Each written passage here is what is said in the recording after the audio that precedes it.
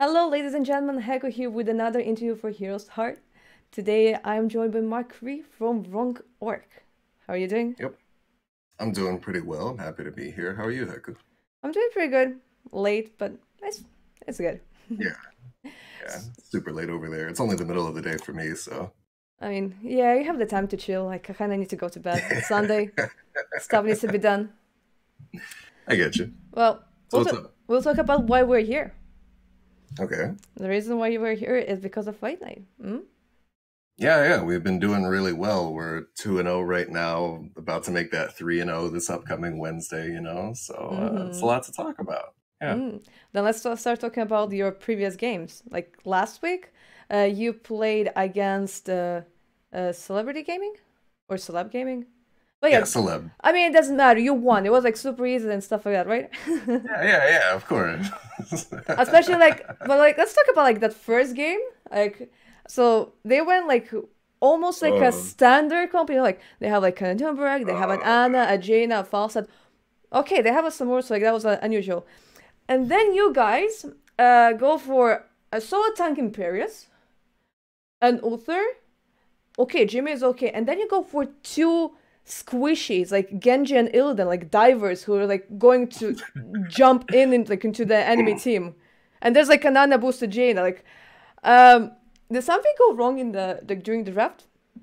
Yeah, no, I think something absolutely went wrong in the draft that game, and that it was a bit of an uphill battle from the start. But it wasn't helped by my performance. If you watch me in that game, I just step up to the Anubarak way too hard, and they blow me up. Just Anubarak Jaina do what Anubarak Jaina do to me. Yeah. And no, that game. I like to imagine it never happened. It's like what game won? I don't even know what you're talking about. All right, as far as I know, that series was 3-0. All right, we never lost. Your last two picks were actually Illidan and Jimmy. Do you think that maybe if instead of maybe like Illidan, you would go for like a tank? Because besides like Arthas, etc., Diablo was also like not banned or not picked because he was open. Do you think if instead like of another squishy that like needs to jump in, you would go for like maybe like a Diablo? Would the result be different? I think it could have been. I think there still would have been issues from the side lanes dying, because like I died by myself in mid lane twice that game. Oopsie. I don't think changing the other picks makes me play any better in that game. But no, I definitely can see how that would have been a better game plan. Like I felt our game plan or our draft plan in that game, we sort of looked at it at too much of an individual basis. Like where like this is good into that, this hero is good into that hero, rather than sort of like formulating like a team picture. We had like a lot of like individual like thoughts about the draft. Do you know what I mean? I mean, Like kind of separately, it looks like okay, and then in the end, like you end up like with like some like random like puzzles that like don't put like you can't put them together. You're like exactly. Like when you look at it under the microscope and you're only looking at like this part and that part, it looks good, and then you take a step back and you look at the whole picture. Yeah. And you're like, oh, this is kind of rough. Yeah, I guess. Did you go for Illidan so like you can kind of do something against Samuro? Like, was that the idea? I think that was the idea. It's been a little bit, but I'm pretty sure if you see Samuro, you see Illidan as a counter all the time. Like that's just something you're going to see a lot. And he's also particularly useful on that map because the null camp in Alterac Valley, the one that pushes down mid lane, is incredibly strong. So it's important to be able to take those mercenary camps. So I think those are like the two primary reasons looking back at it. So like you basically like you last pick Illidan, you're like, okay guys, we're all good, and then you look at your draft like yeah, I was in draft and loading screen and a friend was messaging me like, what's this comp? And I was like, dude, I don't know. How did this happen? But it worked out. It worked out in the end. Yeah, of course. Like that, as I said, like, that first game like didn't happen. But didn't happen. Yeah, it didn't happen. Like you lost with an Illidan, then like next game, so that game it was like, okay guys, we'll show you how to win it with an Illidan. And yeah, that's the cursed pick right there. Yeah, it kind of feels like it. Like, What? Sorry. Go ahead. like, were you already like planning that you'll pick Valir like at like from the beginning of the draft, or you decided to go for Valir like once you like you saw like everything that they picked? Oh man. I remember Valera being an adjustment that we made. It wasn't.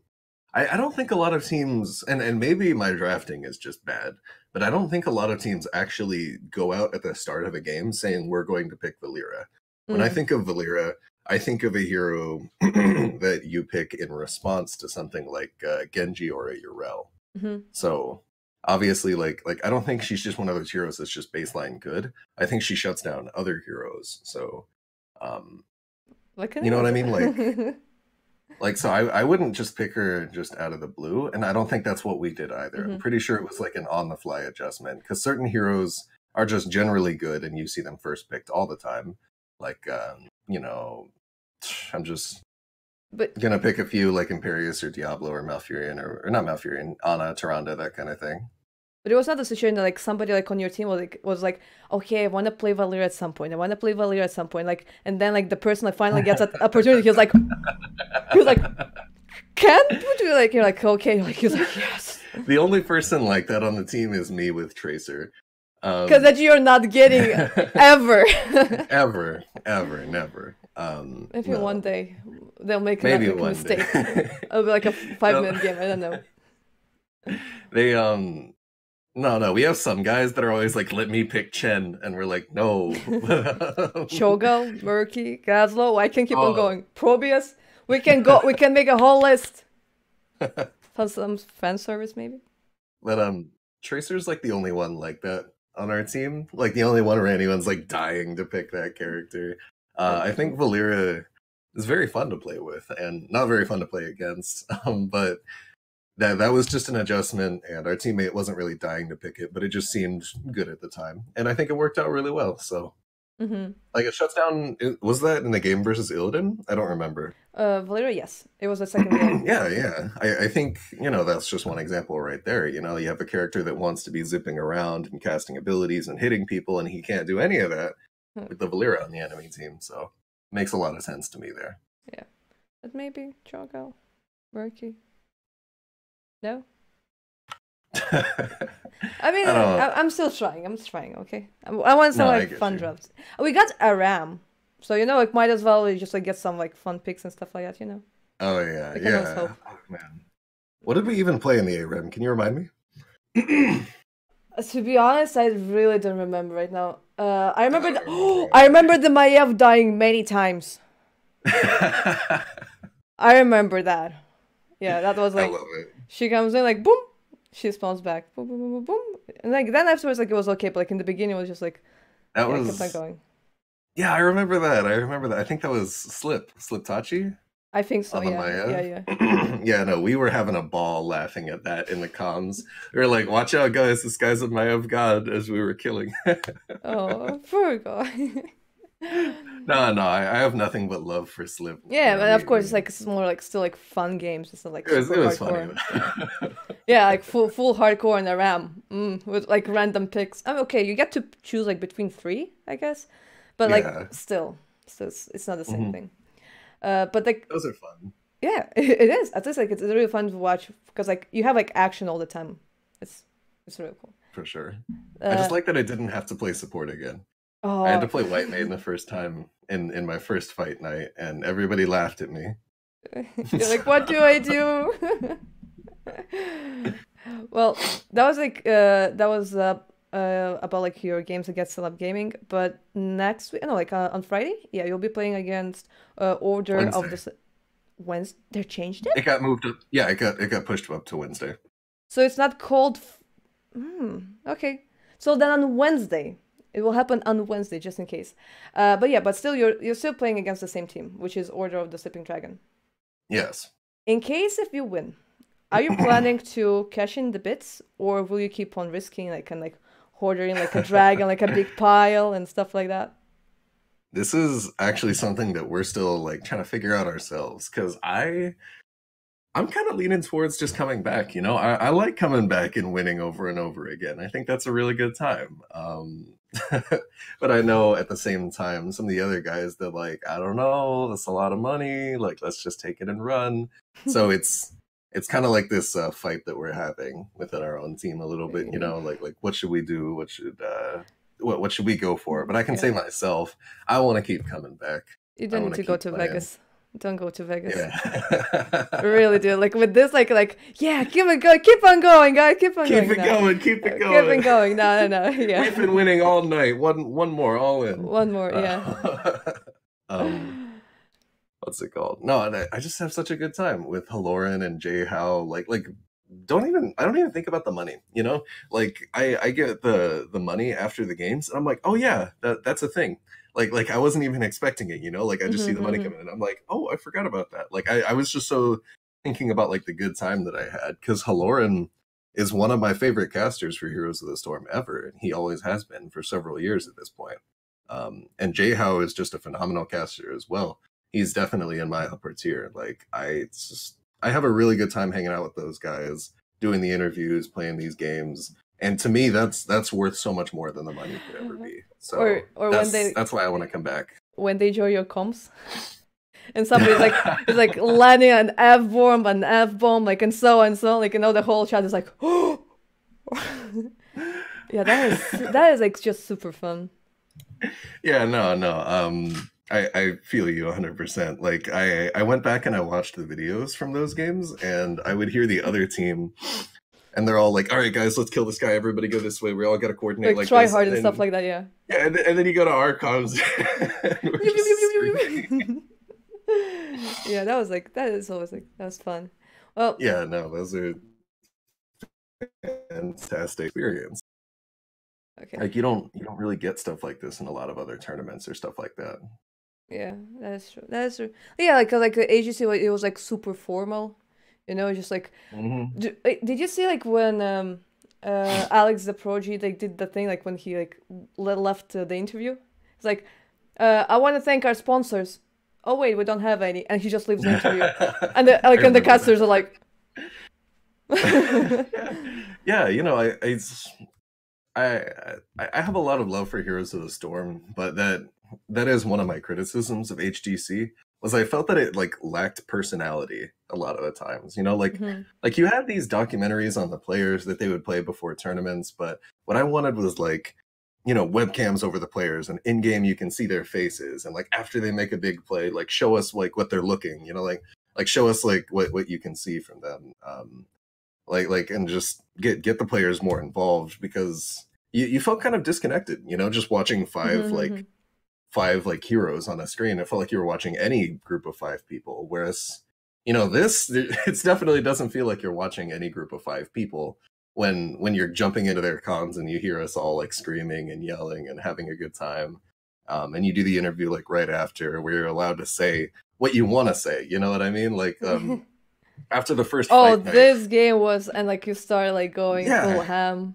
Yeah, after the first fight night, we're like, this game is easy. Every other team is trash. Let's come back, you know, like I miss HGC, but this is something special, you know, and it only happened because of the way events have unfolded, and I'm really grateful for it, and that's why I love it so much, and that's why I want to do it as much as I can, and that's why I want to keep going.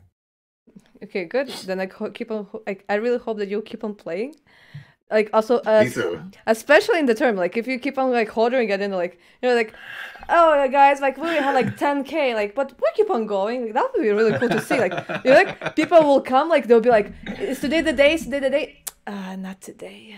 Not today. Not yet. Yeah, that could be fun. Yeah, no, it makes a storyline on its own, you know, like instead of just playing a game to play a game like you would in a regular season or something. Every game has this sort of weight behind it, you know, and it's this whole big event everybody like comes out for to watch, and it's, I don't know, it feels like there's so much weight and personality behind this event, and I love it. Yeah, it is. I mean, it's like, you know, cozy. It's just like the people that are like actually watching it, like, are the people that actually stayed and really care for the game. So it's just like, you know, you're so similar with all the people that are watching and playing, so you're like, it's very cozy, I guess, the atmosphere.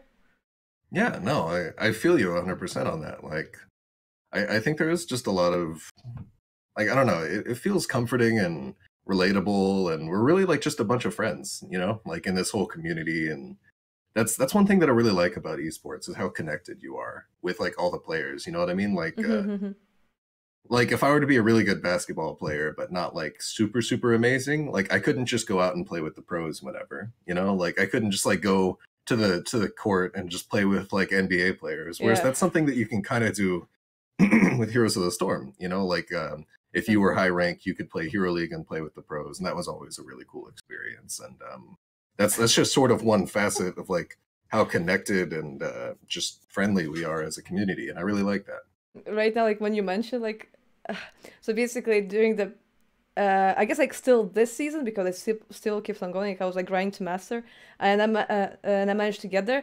But I remember like my my Diamond 2 game, and I get Chris in my team. Yeah. Like and he's like no, and he's like legit. He's like Grandmaster 1, and you even like the during red loading screen, like I see like Chris Grandmaster 1 with all like you know like with like the sparkles and stuff like that, and like me like a pleb like with Diamond 2. I'm like, okay, I'll not say no to free MMR, you know. Yeah, no, that's such a cool situation that you don't get in a lot of other games, especially like sort of real life sports, you know, like so, and that's just part of it, you know. That's just part of how connected our community is. So we've all had cool experiences like that, you know.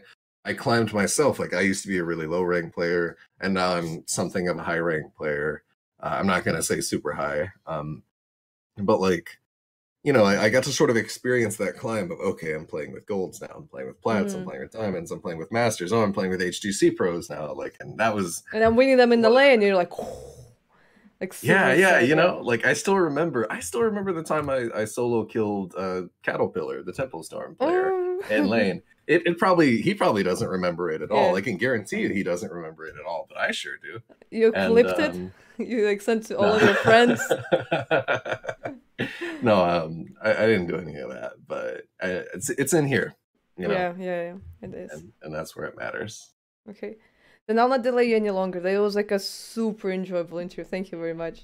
Oh yeah, thank you. No, I had a great time being on here. Do you have any shoutouts? Do we have any shoutouts? I definitely want to shout out, obviously, first and foremost, my teammates on Wrong Orc. It's a fantastic crew. We have a lot of fun playing every night, and love those guys to death. I want to shout out my teammates on the University of Houston team. For anybody who doesn't know, I also compete in TESPA in my dorm right now as we're talking. And that squad is also a really good group of guys. I think we're going to go far in the playoffs. I want to shout out my friend Hawkray, YouTube content creator for Heroes of the Storm. And I just want to shout out everybody watching. Those are, I don't know, I love all these people that I just mentioned.